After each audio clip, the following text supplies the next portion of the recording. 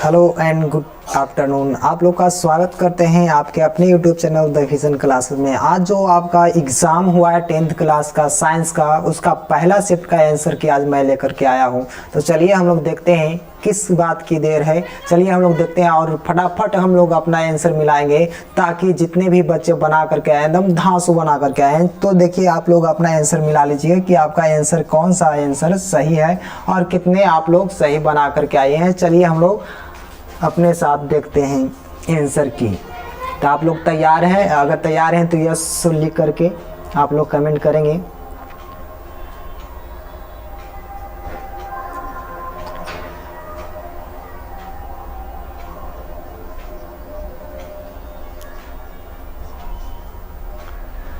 चलिए तो स्टार्ट करते हैं हम लोग। जितने भी बच्चे हैं आपका पहला क्वेश्चन है उसके तरफ चलते हैं। आज को आपका जो है साइंस क्लास का जो भी है आपको ऑब्जेक्टिव कराएंगे। तो चलिए आप लोग अपना जो मिलाते चलना है, जो भी आपका सेट होगा वो सभी सेट का आंसर इसमें मिल जाएगा क्योंकि क्वेश्चन सेम रहते हैं। तो चलिए आपका यहाँ पर पहला क्वेश्चन है उसको देखते हैं।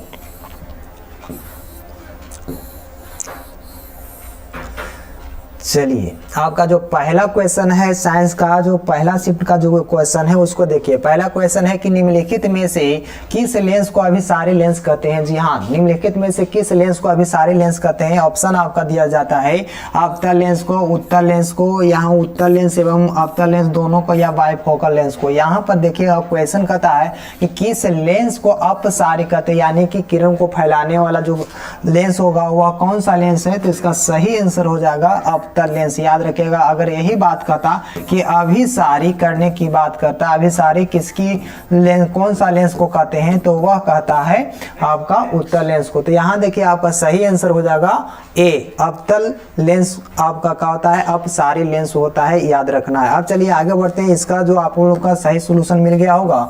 अब देखिए सेकंड क्वेश्चन की ओर बढ़ते हैं। सेकंड क्वेश्चन क्या है, जो देखिए क्वेश्चन है कि दृश्य प्रकाश में किस वर्ण का तरंगदैर्घ्य सबसे अधिकतम होता है। जी हाँ, तरंगदैर्घ्य की बात करता है तो आप लोग जानते होंगे कि किस जो आपका रंग होता है प्रकाश का, उसका सबसे ज्यादा किसका होता है। तो आपको ऑप्शन है पीला है, बैगनी है, नारंगी है, लाल है। तो जी यहाँ पर देखिए हरा है, तो यहाँ पर आपको चार ऑप्शन है। तो ये तरंगदैर्घ्य की बात किया जाता है अधिकतम, तो वह होता है लाल रंग की है। अगर न्यूनतम कहता तो ये आपका हो जाता बैगनी। तो यहाँ पर आपका सही आंसर सी हो जाएगा। चलिए आगे बढ़ते हैं।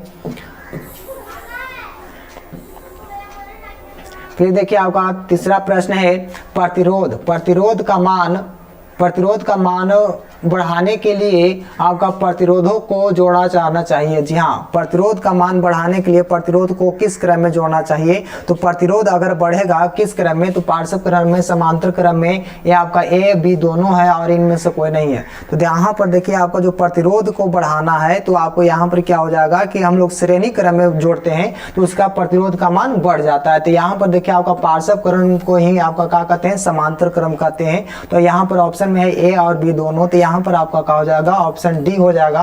प्रतिरोध बढ़ाने के लिए हम लोग को क्या करना चाहिए, तो आपको श्रेणी क्रम में प्रतिरोध को जोड़ना चाहिए ताकि उसका प्रतिरोध बढ़ जाएगा। चलिए आगे बढ़ते हैं। इसका सही आंसर डी होगा।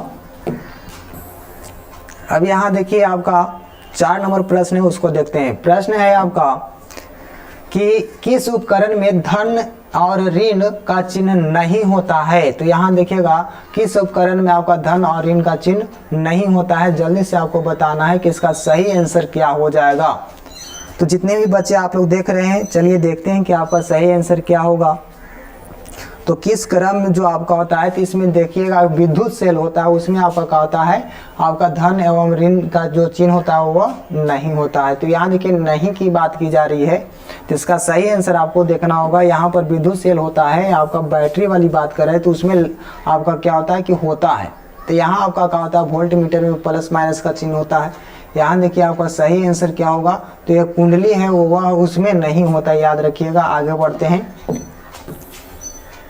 अगला प्रश्न है कि एक अभिसारी किरण पुंज और समतल दर्पण से आपतित होती है तो परावर्तित पुंज क्या होगा, अभिसारी ही होगा। चलिए आगे बढ़ते हैं। एक किरण पुंज जब आती है तो आपतित होती है तो परावर्तित किरण पुंज होगा, याद रखिएगा। इसका सही अगर जो आपका है अगर यहाँ पर आपतित होती है तो यहाँ से जाने वाली किरण को क्या कहेंगे, तो यहाँ से आपको जाएगी आपतित किरण जो अभिसारी होगी, तो यहाँ से भी आपका क्या होगा, तो एक बिंदु से आ रही है तो यहाँ से आपको दूसरी ओर जाएगी तो फैलते हुई जाएगी, अपसारी होगा। यहाँ पर देखिए ऑप्शन आपका क्या हो जाएगा, ए हो जाएगा। चलिए आगे बढ़ते हैं। तो यहाँ देखिए आपका क्वेश्चन है 6 का होगा, तो यहाँ चुंबकीय फ्लक्स का ऐसा मात्रक क्या होता है, वाट होता है, जूल होता है, न्यूटन होता है या वेबर होता है। जल्दी से आपको बताना है इसका सही आंसर क्या होगा। तो यहाँ देखिए आपका 6 नंबर प्रश्न का आंसर आपको देना है कि 6 नंबर प्रश्न का आंसर क्या होगा। चलिए, तो इसका सही आंसर आप जानते हैं कि वेबर होगा, याद रखना है। चुंबकीय फ्लक्स का ऐसा मात्रक क्या होता है, वेबर होता है। अब यहाँ देखिए इसका सही आंसर आपको बताना है कि आपका क्वेश्चन है कि 1 एमीटर के 0 तथा 2 एम्पियर अंक के बीच 20 भागों में एमीटर का अल्पतमांक क्या होगा, यानी कि लेस्ट काउंट क्या होगा। तो इसका सही आंसर आपका होगा 0.1 एम्पियर। अब चलिए आगे बढ़ते हैं। यहाँ पर क्वेश्चन दिख रहा होगा। यहाँ देखिए कि यदि कई प्रतिरोध समांतर हो तो उसका समतुल प्रतिरोध होगा। प्रत्येक प्रतिरोध से अधिक होता है, प्रत्येक प्रतिरोध से कम होता है, प्रत्येक प्रतिरोध के बराबर होता है या इनमें से कोई नहीं। जल्दी से आप लोगों को बताइएगा कि इसका सही आंसर क्या होगा। चलिए, तो इसका सही आंसर आप जानते हैं कि प्रत्येक प्रतिरोध से कम होगा। याद रखना है कि ये जो समांतर प्रतिरोध होगा, समांतर क्रम में प्रतिरोध को जोड़ा जाता है, समतुल प्रतिरोध होता है, वो प्रत्येक प्रतिरोध से कम होता है। याद रखना है, option B is correct answer. अब चलिए आगे बढ़ते हैं। आपका क्वेश्चन नंबर 9 है कि फल पकाने वाले हार्मोन को क्या कहते हैं। जी हाँ, फल पकाने वाले हार्मोन को क्या कहते हैं, जल्दी से आपको बताना है। 8 नंबर प्रश्न है कि एथिलीन कहते हैं, ऑक्सिन कहते हैं, जिबरेलिन कहते हैं या साइटोकाइनिन कहते हैं। जल्दी से आपको बताना है इसका सही आंसर क्या होगा कि आपको फल को पकाने में कौन सा आपको हार्मोन का प्रयोग किया जाता है। जल्दी से आपको बताइए कि इसका सही आंसर क्या होगा। तो सही इसका आंसर क्या होगा, तो इसका सही आंसर होगा वह होगा एथिलीन। चलिए आगे बढ़ते हैं। 9 नंबर प्रश्न का आंसर ए होगा। अब देखिए अगला प्रश्न है, उसको देखिएगा। गोबर छत्ता, जी हाँ, गोबर छत्ता क्या है। गोबर छत्ता है क्या एक मृत जीवी है, एक परिजीवी है, या तो एक स्वपोषी है, या तो डी एक शैवाल है। जल्दी से आप लोग अपना आंसर करेंगे और जितने भी बच्चे देख रहे हैं सब कोई बताएंगे। चलिए 10 नंबर प्रश्न का आंसर डालना है। आप लोग जल्दी से बताइए कि इसका सही आंसर क्या होगा। और जितने भी नए बच्चे हैं तो सब कोई क्या करेंगे, चैनल को शेयर कर देंगे कि बाकी बच्चे भी क्वेश्चन का आंसर मिला लें, और चैनल को सब्सक्राइब करना ना भूलेंगे। ये वीडियो को भी लाइक करें। चलिए इसका सही आंसर आपको क्या हो जाएगा, ए हो जाएगा, एक मृत जीवी है। गोबर छत्ता एक मृत जीवी है। चलिए आगे बढ़ते हैं। आपका ओजोन का आणविक सूत्र पूछ रहा है। जल्दी से आपको बताना है कि ओजोन का आणविक सूत्र क्या होता है। O2 होता है, O3 होता है, O4 होता है या O5 होता है। जल्दी से आपको बताना है इसका सही आंसर क्या होगा। जितने भी लोग देख रहे हैं जल्दी से आपको बताना है इसका सही आंसर क्या होगा। तो इसका सही आंसर हो जाएगा आपका O3। ओजोन का सूत्र जो होता है वह होता है 3, O3 होता है ओजोन का सूत्र। अब देखिए आपका 12 नंबर प्रश्न है, उसको देखिए। 12 नंबर प्रश्न का आंसर आपको बताना है कि कवक में पोषण की कौन सी विधि होती है। जी हाँ, कवक में पोषण की कौन सी विधि होती है। ऑप्शन ए है स्वपोषी होती है, समभोजी होती है, या मृत जीवी होती है, या तो इनमें से कोई नहीं। 12 नंबर प्रश्न का आंसर देना है। सबको जल्दी से बताइएगा इसका सही आंसर क्या होगा। जितने भी बच्चे देख रहे हैं सब कोई अपना कमेंट करेंगे और चैनल को शेयर भी करेंगे।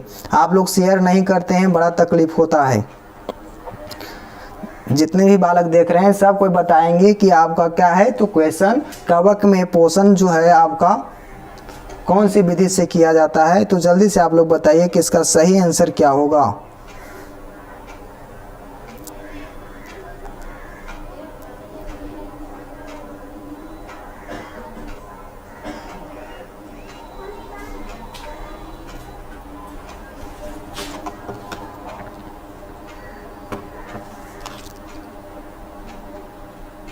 12 का जो हो जाएगा वह हो जाएगा इसका आंसर सी हो जाएगा, यानी कि मृत जीवी है। अब चलिए आगे बढ़ते हैं, इसका आंसर देख लेते हैं।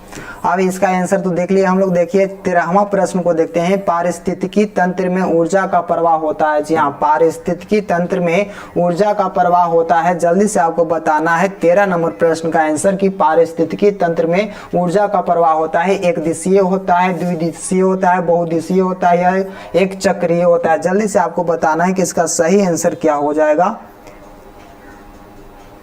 चलिए 13 नंबर प्रश्न का आंसर जो है एक दिशीय हो जाएगा। अब चलिए आगे बढ़ते हैं और अगले प्रश्न का आंसर देखते हैं।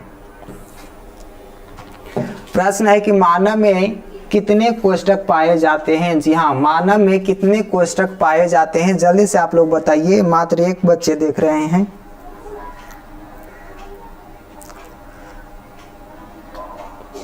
चलिए मानव जो में होता है कोष्ठका का जो कितने भित्ति होती है, जल्दी से आपको बताना है। 14 नंबर प्रश्न का आंसर।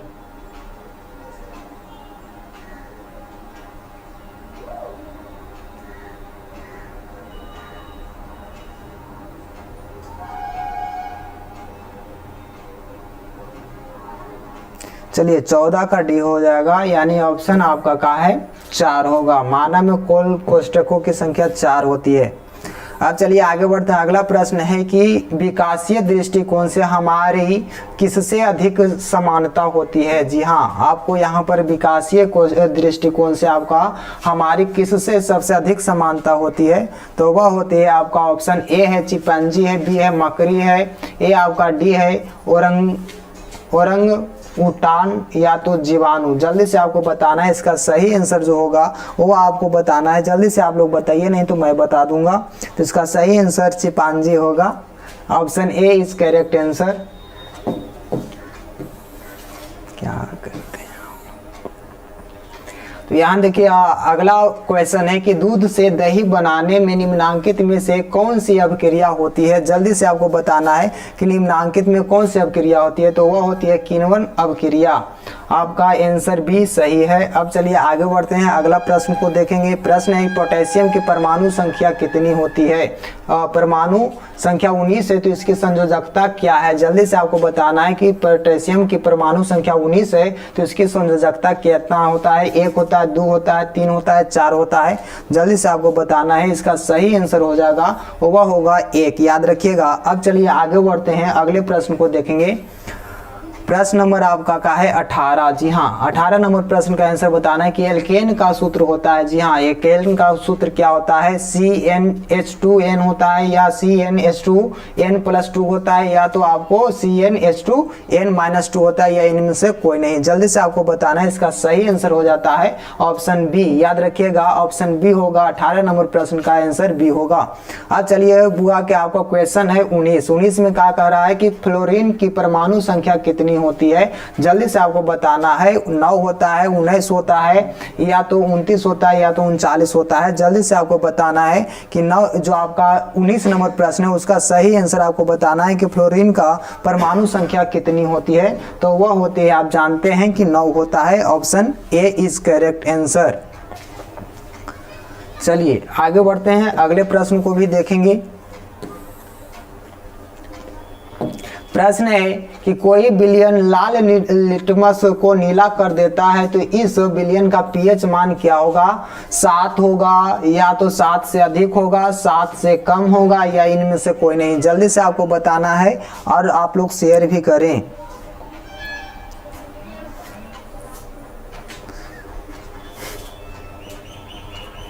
मात्रे को देख रहा।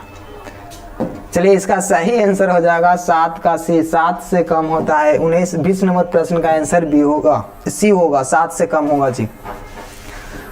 अगला क्वेश्चन है कि आपका एकदम लन टॉप क्वेश्चन है कि ऑक्सीजन का परमाणु भार क्या है। जी हाँ, परमाणु संख्या नहीं पूछ रहा है, परमाणु भार पूछ रहा है। 8 होगा, 12 होगा, 18 या तो 16। जल्दी से आपको बताना है इसका सही आंसर क्या है। तो आप लोग जितने भी लोग हैं जल्दी से बताइएगा, इसका सही आंसर होगा 16। याद रखिएगा ऑप्शन सी होगा। अब चलिए आगे बढ़ते हैं, अगला प्रश्न का आंसर देखेंगे। आपका है कि बॉक्साइड निम्नांकित में से किस धातु का अयस्क है। जल्दी से आपको बताना है कि बॉक्साइड निम्नांकित में से किस धातु का अयस्क है। आपका क्वेश्चन है बॉक्साइड। तो यहाँ देखिए ऑप्शन है Ag का या Fe का या तो La का या एल्युमिनियम। यहाँ पर आपका Zn से जिंक है। तो यहाँ पर जल्दी से बताइएगा इसका सही आंसर क्या होगा।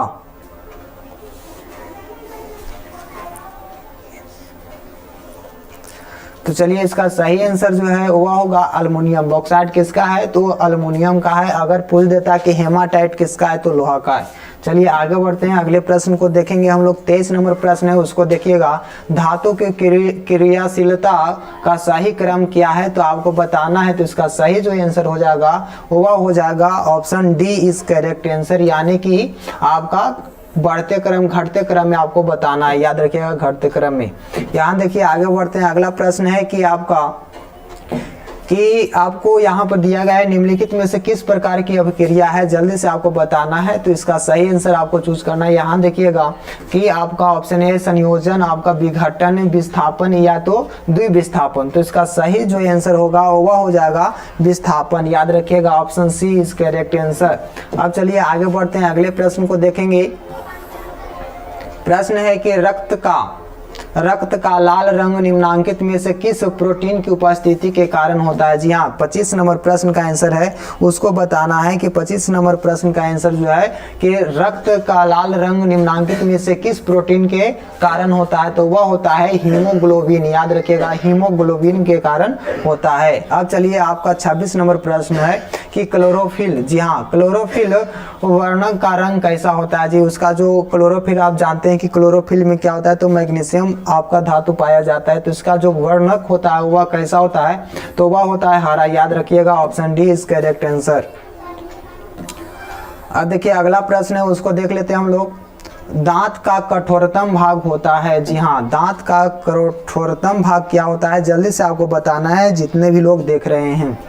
यहाँ देखिए इसका सही जो आंसर होगा 27 नंबर क्वेश्चन का आंसर जो हो जाएगा वह होगा एनामेल। याद रखिएगा ऑप्शन आपका बी इज करेक्ट आंसर। अब चलिए आगे बढ़ जाते हैं, जितने भी बच्चे हैं देखते जाइए और मिलाते जाइए, आप लोग शेयर भी करते जाइएगा। यहाँ देखिएगा थायरॉक्सिन हार्मोन के संश्लेषण में किसका होना आवश्यक होता है। याद रखिएगा थायरॉक्सिन हार्मोन के संश्लेषण में किसका होना आवश्यक है। क्लोरीन का, आयोडीन का, मैग्नीज का या आयरन का। जल्दी से आप लोग बताइएगा इसका आंसर क्या होगा। यहाँ पर इसका सही आंसर जो हो जाएगा आयोडीन हो जाएगा। अब चलिए आगे बढ़ते हैं, 29 नंबर प्रश्न को देख लेते हैं थोड़ा सा। यहाँ देखिए कि आपका क्वेश्चन है कि अपघटक का उदाहरण है। जी हाँ, अपघटक का उदाहरण है गाय है, कवक है, बाघ है या घास है। जल्दी से आपको बताना है अपघटक का उदाहरण क्या है। जल्दी से आप लोग बताइएगा इसका आंसर कि इसका अपघटक कौन होगा। इसका सही आपका होगा कवक। याद रखिएगा option B is correct answer.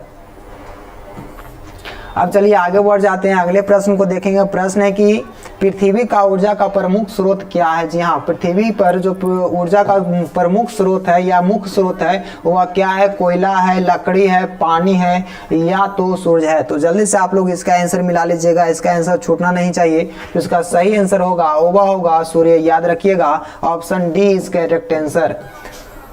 अब चलिए अगला क्वेश्चन है कि निम्नलिखित में से कौन पर्यावरण का हिस्सा है। याद रखिएगा निम्नलिखित में से जो पर्यावरण का हिस्सा कौन है। वायुमंडल है, जलमंडल है या स्थल मंडल है या तो इनमें से सभी है। जल्दी से आपको बताना है 31 नंबर प्रश्न का आंसर। जितने भी बच्चे देख रहे हैं तो नहीं अगर जानते हैं तो इसका सही आंसर आपको बता देंगे हम।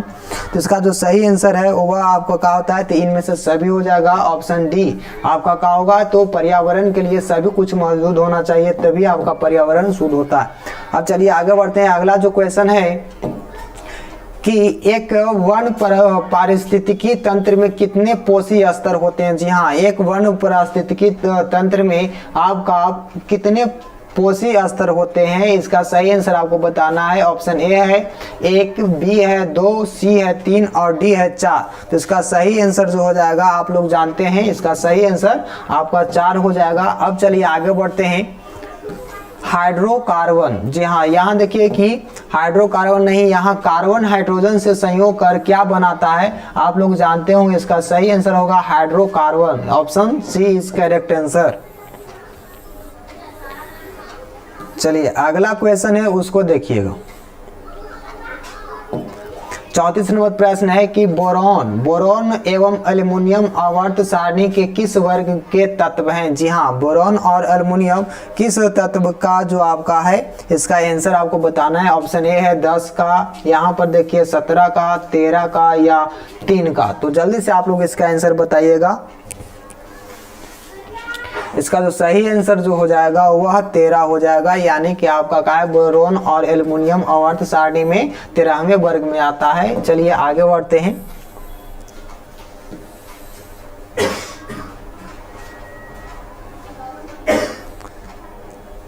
चलिए अगला जो प्रश्न है उसको देख लीजिए। 35 नंबर प्रश्न है उसको देखिएगा। प्रश्न है कि मूत्र का पीला रंग किस वर्णन के कारण होता है। जी हाँ, मूत्र का जो आपका पीला रंग किस वर्णन के कारण होता है। ऑप्शन ए है क्रोमोप्लास्ट, बी है यूरोक्रोम और सी है क्लोरोप्लास्ट और डी है ल्यूकोप्लास्ट। तो जल्दी से आप लोग इसका आंसर बतलाइएगा कि इसका सही आंसर क्या हो जाएगा। तो इसका सही आंसर होगा वह होगा बी। याद रखिएगा ऑप्शन बी होगा इसका सही आंसर आपका 35 नंबर प्रश्न का यूरोक्रोम होगा। अब चलिए आगे बढ़ जाते हैं। इसका सही आंसर तो आप जान गए थे। अब देखिए कि बाघ उपभोक्ता है। जी हाँ, बाघ जो उपभोक्ता है किस स्तर का उपभोक्ता है। ऑप्शन ए है प्रथम पोषी स्तर का, द्वितीय पोषी स्तर का, तृतीय पोषी स्तर का और इनमें से कोई नहीं। तो इसका सही आंसर आप लोग को बताना है। तो ये जो बाघ है वह किस स्तर का जो आपका है पोषी स्तर है, तो वह है प्रथम स्तर का पोषी स्तर है। चलिए आगे बढ़ते हैं। अगला जो प्रश्न है उसको देख लेते हैं। प्रश्न है पित्त रस का स्राव होता है। जी हाँ, पित्त रस का स्राव कहाँ से होता है। छोटी आंत द्वारा होता है, यकृत से होता है, अग्नाशय से होता है या ग्रहणी द्वारा होता है। इसका सही आंसर आपको बताना है। आप लोगों को जानते हैं, अगर मिलाए हैं तो मिला दीजिए बढ़िया से। इसका जो सही आंसर होगा वह होगा यकृत द्वारा आपका पित्त रस का स्रावित होता है। याद रखिएगा, स्राव जो होता है अग्नाशय आपका यकृत के द्वारा होता है। अब देखिएगा यहाँ पर क्वेश्चन है, मनुष्य, बिल्ली तथा चमगादड़ के अग्रपाद होते हैं। जी हाँ, समजात अंग होते हैं, असमजात अंग होते हैं, आपका क्या है तो अवशेषी अंग होते हैं, या तो इनमें से कोई नहीं। तो जल्दी से आपको बताना है कि मनुष्य का क्या होता है, समजात अंग होता है, चमगादड़ होता है, और बिल्ली का जो मनुष्य का जो अग्रपाद होता है वह समजात अंग होते हैं, असमजात अंग होते हैं, अवशेषी अंग होते हैं, या इनमें से कोई नहीं होते हैं। जल्दी से आपको बताना है। आपका क्वेश्चन है आपका 38। तो 38 का सही आंसर आपको बताना है। ये वह होते हैं आपका ए। याद रखिएगा आपका ऑप्शन ए होगा। बिल्ली और चमगादड़ और मनुष्य का जो अग्रपाद होता है वह सबका समान होता है, समजात अंग है। अब चलिए आगे बढ़ते हैं। 39 नंबर प्रश्न का आंसर बताना है। 39 नंबर प्रश्न का आंसर जो है उसको देखिएगा। आपका क्वेश्चन है कि निम्नांकित में से कौन पुनरुद्भव का उदाहरण है। हाइड्रा है, मेढक है, गाय है, या तो आपका इनमें से कोई नहीं। पुनरुद्भव का जो उदाहरण है वह निम्न में से कौन है। 39 नंबर प्रश्न का आंसर आपको देना है। आपको जल्दी से आप लोग देखिए क्या क्या बनाए हैं। तो इसका सही आंसर है जो पुनः उद्भव है वह है आपका ए। याद रखिएगा हाइड्रा। अब चलिए आगे बढ़ जाते हैं। अगला क्वेश्चन का आंसर देखेंगे कि किसी जीव की जीनी संरचना होती है। जी हाँ, तो यहाँ किसी जीव की जीनी संरचना कहलाती है जीनोटाइप, फिनोटाइप, भिन्नता, विभिन्नता या अनुवांशिकता। तो जल्दी से आपको बताना है। 40 नंबर प्रश्न का आंसर जो है उसको आप लोग को बताना है। यहाँ पर देखिए जीनोटाइप, फिनोटाइप आपको दे रहा है, भिन्नता दे रहा है। तो इसका सही आंसर जो है वह क्या होगा। तो इसका जो सही आंसर है आप लोग जानते हैं तो बता सकते हैं, नहीं तो इसका सही आंसर आप लोग मार लीजिए जीनोटाइप होता है। याद रखिएगा जीनी संरचना कहलाती है वह कहलाती है आपका जीनोटाइप। अब देखिए अगला प्रश्न है, उसको देखिएगा। प्रश्न है कि निम्नलिखित में से कौन जो है आपका ऊर्जा का अनवीकरणीय स्रोत है। जी हाँ, अनवीकरणीय स्रोत है, उसको आप लोग को बताना है। जल्दी से आप लोग देखिए, इसका सही आंसर जो हो जाएगा पेट्रोलियम हो जाएगा। अब चलिए आगे बढ़ते हैं। 42 नंबर प्रश्न का आंसर जो है उसको देख लीजिए। प्रश्न है कि जीवाश्म ईंधन की ऊर्जा का वास्तविक स्रोत क्या होता है, तो इसका सही आंसर आपका सूर्य हो जाएगा। अब चलिए आगे बढ़ते हैं 43 नंबर प्रश्न का। तो इसका जो आप लोग तो ललन टफ क्वेश्चन है, आप लोग जानते ही हैं कि इसका सही आंसर क्या होता है। तो जो दहन कर उष्मा उत्पन्न करते हैं वह कहलाते हैं, उन्हें क्या कहते हैं हम लोग, इंजन कहते हैं, ईंधन कहते हैं, तापक कहते हैं, या इनमें से कोई नहीं। तो इसका सही आंसर हो जाएगा आपका बी, ईंधन। अब चलिए आगे बढ़ते हैं।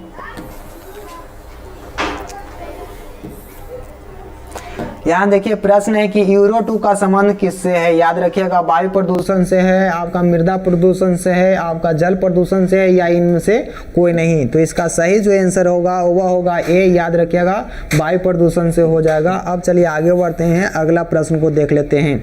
यहाँ देखिए आपका क्वेश्चन है कि श्वेत प्रकाश में वर्ण विक्षेपण उत्पन्न करता है, तो इसका सही आंसर प्रिज्म हो जाएगा। चलिए आगे बढ़ जाते हैं हम लोग। अगला प्रश्न है कि सौर ऊर्जा को सीधे विद्युत ऊर्जा में बदलने वाली युक्ति को क्या कहते हैं, तो वह कहते हैं आपका सौर सेल। याद रखिएगा, सौर प्लेट होता है, उसको हम लोग बदल देते हैं। अब चलिए आगे बढ़ जाते हैं, अगले प्रश्न को देख लेते हैं। प्रश्न है कि निम्नलिखित में से कौन परवल क्षारक है। जी हाँ, परवल क्षारक कौन है, तो इसका सही आंसर जो हो जाएगा वह हो जाएगा NaOH। याद रखिएगा। अब चलिए आगे बढ़ते हैं।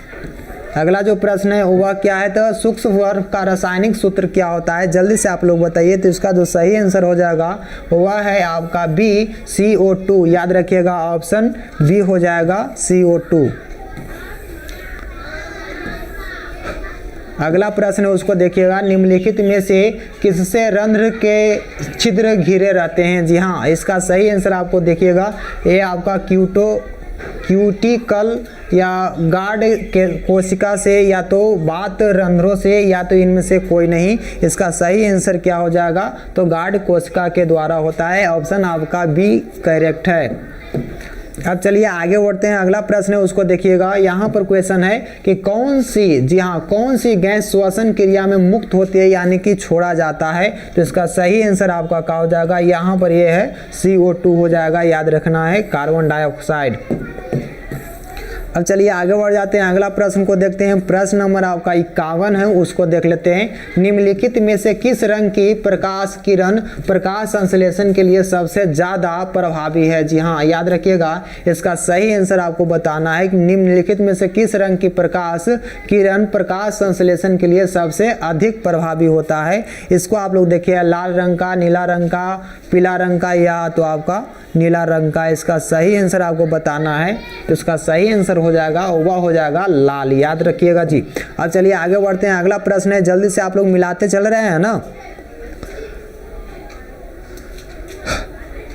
तो अगला प्रश्न है ग्लूकोज। जी हाँ, यहाँ पर देखिए ग्लूकोज के पूर्ण ऑक्सीकरण से मुक्त होता है। जी हाँ, याद रखना है, इसका सही आंसर आपको बता रहा हूँ मैं। आपका ऑप्शन ए है कि सिर्फ CO2 होता है, ऑप्शन बी है सिर्फ ऊर्जा का होता है, ऑप्शन सी है आपका कि यहाँ पर सिर्फ H2O होता है, या इनमें से सभी होता है। तो यहाँ पर ग्लूकोज का जो उत्सर्जन होता है वह होता है इनमें से सभी। याद रखिएगा, मुक्त होता है इनमें से सभी होता है। अब चलिए आगे बढ़ जाते हैं। अगला प्रश्न उसको देखिएगा, कोशिका झिल्ली। जी हाँ, कोशिका झिल्ली किस प्रकार की झिल्ली है। याद रखिएगा, आपका ऑप्शन है परागमय, अपरागमय, या तो आपका अर्ध परागमय, या तो इनमें से कोई नहीं। तो इसका जो सही आंसर हो जाएगा वह हो जाएगा सी। याद रखिएगा, option C is correct answer आपका है। कोशिका झिल्ली जो आपका होता है वो किस प्रकार का झिल्ली होता है, तो अर्ध परागमय होता है। अगला प्रश्न है कि ATP। जी हाँ, ATP का विस्तारित रूप क्या होता है, आपको बताना है कि ATP का जो विस्तारित नाम होता है वह क्या होता है। तो इसका सही आंसर हो जाएगा एडिनोसिन ट्राइफॉस्फेट, यानी कि ऑप्शन सी होगा। सही है।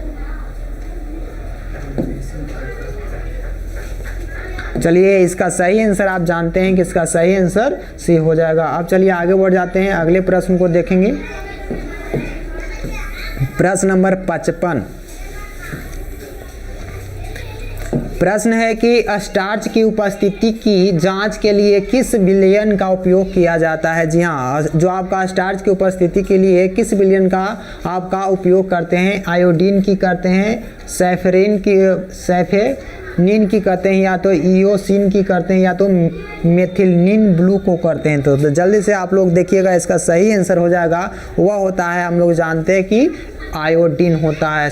स्टार्च की उपस्थिति को जानने के लिए आपको विलयन का उपयोग करते हैं। अब चलिए आगे बढ़ जाते हैं, अगले प्रश्न को देखेंगे। 56 नंबर प्रश्न है, उसको देख लीजिएगा। यहाँ देखिएगा कि प्रकाश संश्लेषण की दर निम्न में से किन कारकों पर निर्भर करती है। ऑप्शन ए है यहाँ पर कि प्रकाश के गुण पर, प्रकाश की मात्रा पर, या तो आपका क्या है, ऑप्शन दोनों है, इनमें से कोई नहीं है। तो इसका जो सही आंसर होगा वह क्या होगा, इसका सही आंसर क्या होगा, ये दोनों होगा, ऑप्शन आपका सी हो जाएगा। प्रकाश की मात्रा और प्रकाश के गुण दोनों पर निर्भर करता है। अब चलिए 57 नंबर प्रश्न को देखते हैं। तो इसका सही आंसर आपको बताना है कि CaOCl2 का प्रचलित या साधारण नाम क्या होता है। तो आप लोग इसका सिंपल जानते हैं, इसका सही आंसर हो जाएगा विरंजक चूर्ण। याद रखिएगा, option C is correct answer. अब देखिए इसका सही आंसर आपको बताना है कि आयोडीन युक्त नमक क्या है। तो जल्दी से आप लोग बताइएगा, आयोडीन नमक, तो नमक कहाँ कहाँ है, तो दोनों में नमक है। तो इसका सही आंसर सी हो जाएगा। अब चलिए आगे बढ़ते हैं, अगले प्रश्न को देखेंगे। 58 नंबर प्रश्न क्या है, जो देखिएगा। यहाँ देखिए आपका मिश्र धातु, जी हाँ, कॉपर और टिन, जो आपका कॉपर आपका क्या है, तो यहाँ पर दिया गया है 90% और जो आपका एसन दिया गया है 10%। उसका नाम क्या है, आपका सोल्डर है, पित्तल है, जर्मन सिल्वर है, या तो कांसा है। तो यहाँ पर जल्दी से आपको बताना है कि यह कौन सी है।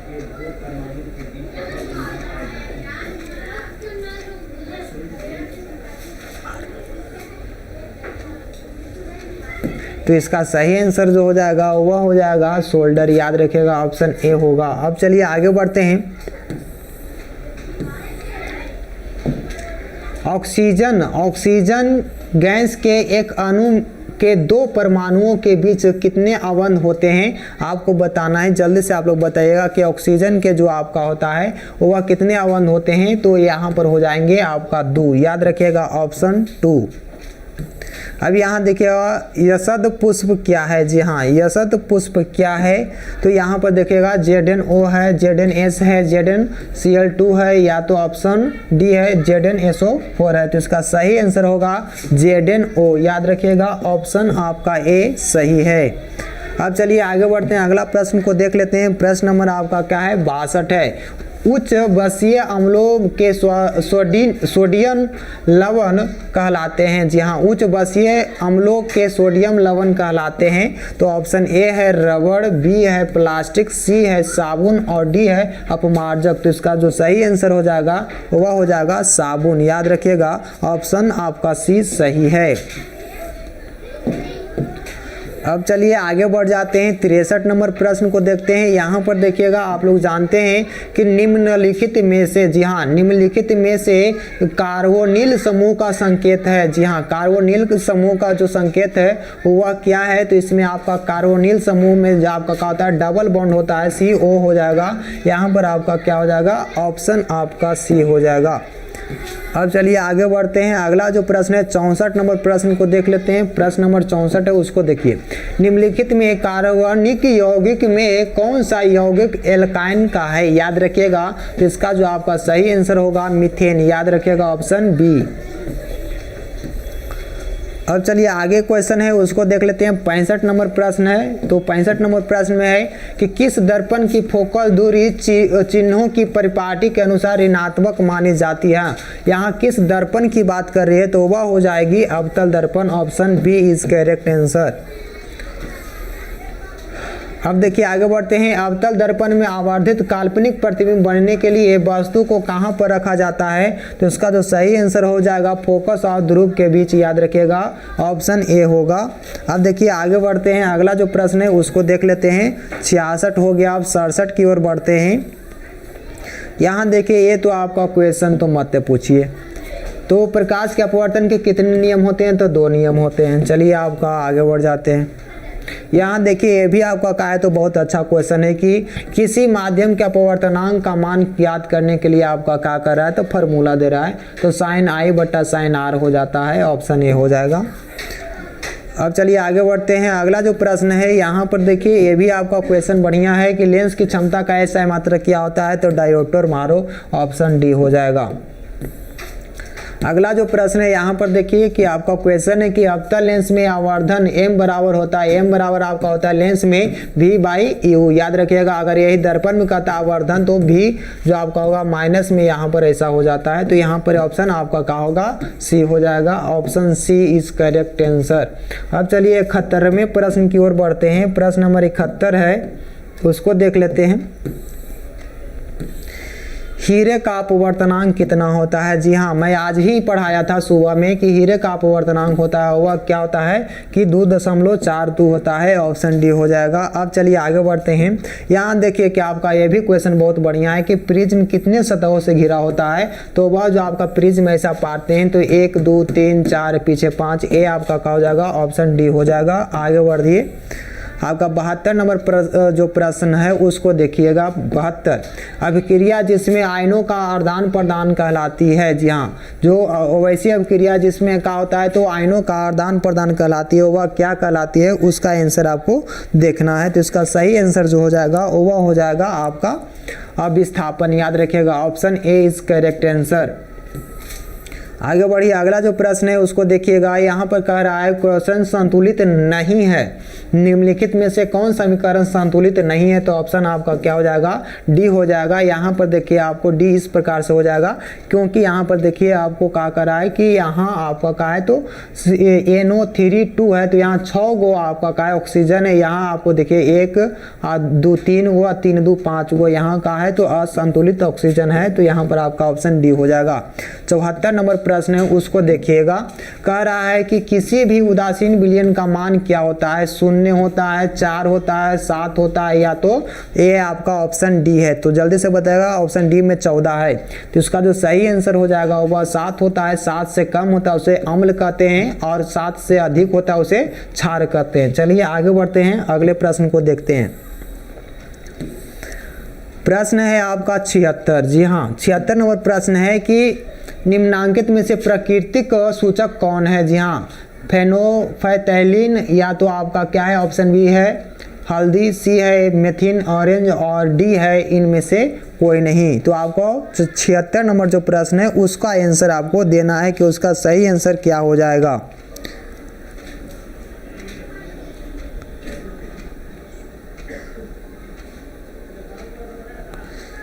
राम प्रसाद, क्या हुआ भाई? तुम काहे लगे इतना टेंशन ले रहे हो? क्या फेक है हो? क्या तुम बतिया रहे हो? बोलो, क्या फेक है?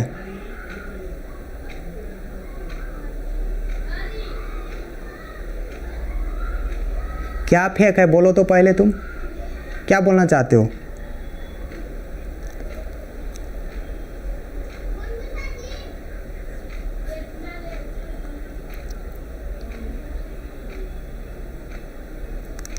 अभी पेपर नहीं हुआ है?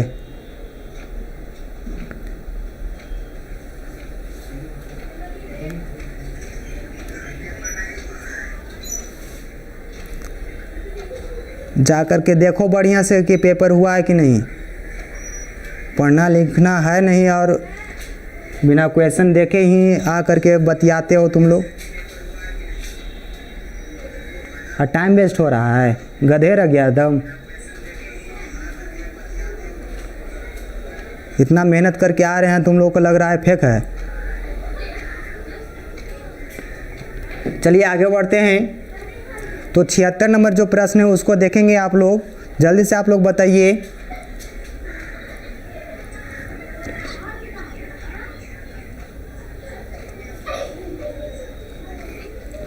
तो इसका जो सही आंसर हो जाएगा वह हो जाएगा ए। याद रखिएगा, कुछ कमीने लोग होते हैं जो बिना देखे हुए बोल देते हैं फेक है, तो उन लोगों को क्या करना है, जब उनकी जानकारी होती नहीं है और इससे पता चलता है कि वह कितने जानकार हैं।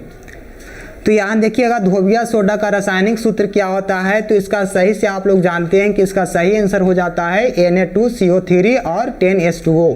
अब चलिए आगे बढ़ते हैं, इसका सही आंसर आप मिला लीजिए, इसका सही आंसर आपका क्या हो जाएगा, सी हो जाएगा। अब चलिए आगे बढ़ते हैं और अगले प्रश्न को देखेंगे। तो यहाँ देखिए प्रश्न नंबर आपका क्या है, तो निम्नांकित में से आपका 78 प्रश्न के निम्नांकित में से कौन विजातीय यौगिक है, जल्दी से आपको बताना है। खगड़िया है, चूना है, संगमरमर है और प्लास्टर ऑफ पेरिस है। तो यहाँ पर विषम बोरा है, विजातीय बोरा है, यहाँ पर तीनों का आपका क्या होता है, तो एक ही सूत्र होता है और प्लास्टर ऑफ पेरिस का क्या होता है, अलग होता है। तो इसका सही आंसर हो जाएगा डी हो जाएगा। राम प्रसाद यार तुम्हारा जो सेट है वो अलग होगा। चलिए आगे बढ़ते हैं, अगला प्रश्न है आपका 78 नंबर प्रश्न है, उसको बताइए कि सबसे कठोर प्राकृतिक पदार्थ क्या है। तो आप लोग जानते हैं कि इसका सही आंसर आप लोग इसको पता होगा कि सबसे कठोर प्राकृतिक पदार्थ क्या होता है, तो वह होता है हीरा। याद रखिएगा ऑप्शन आपका डी हो जाएगा। यहाँ पर आप लोग को बहुत ज़बरदस्त सेशन चल रहा था, यहाँ पर देखिए आपका सही आंसर आपका हीरा होगा। और अंतिम जो प्रश्न है 80 नंबर जो प्रश्न है उसको देखिएगा, निम्नांकित में से, जी हाँ, निम्नांकित में से कौन सा आयन लाल लिटमस पत्र को नीला कर देता है। जी हाँ, लाल लिटमस पत्र को नीला कर देता है, उसे क्या कहते हैं, तो उसका सही आंसर हो जाएगा आपका बी, OH ऋणात्मक होता है। याद रखिएगा।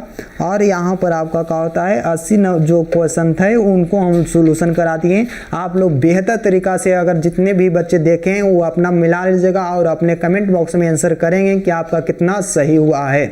चलिए फिर मिलते रहेंगे आगे की वीडियो में। जैसा कि आज का जो कल जो एग्जाम है उसको हम लोग देखेंगे, आपका क्या है तो सोशल साइंस का एग्जाम है, उसका जल्द ही मैं बेस्ट ऑब्जेक्टिव लेकर के आऊँगा VVI, जो आपको जैसा कि आज का क्वेश्चन लड़ा है लगभग आपको 70 क्वेश्चन लड़ चुके हैं, जो आपको कल परसों पढ़ाए थे उसमें आपको यहाँ पर आज सुबह में भी क्लास लिए थे, आपका ऑनलाइन चला था, उसमें आपका क्या है तो क्वेश्चन लड़ा है।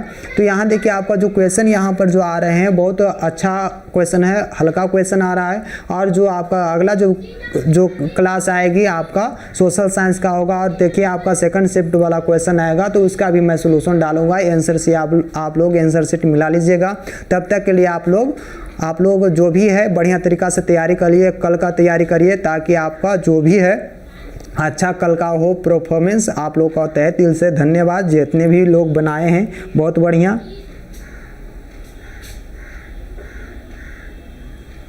चलिए आप लोग को बहुत बहुत धन्यवाद। आप लोग जल्दी से इस वीडियो को और शेयर कर दें कि बाकी बच्चे भी जुड़ जाएं।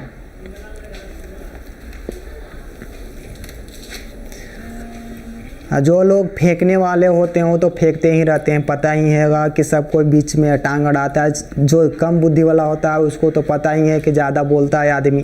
तो यहाँ पर देखिएगा आप लोग जानते हैं कि कम ज्ञान होता है वो ज़्यादा भौंकता ही है। तो यहाँ पर जैसा कि आपका कमेंट बॉक्स में दिख रहा होगा, जो आपका राम प्रसाद हैं उनको कहना है कि यह फेक क्वेश्चन है, तो उनको जाकर के मुंह पर तमेचा मारना है क्वेश्चन के साथ कि उनका क्या क्वेश्चन फेक है कि नहीं। चलिए ठीक है, आप लोग का दिल से धन्यवाद, मिलते रहेंगे फिर।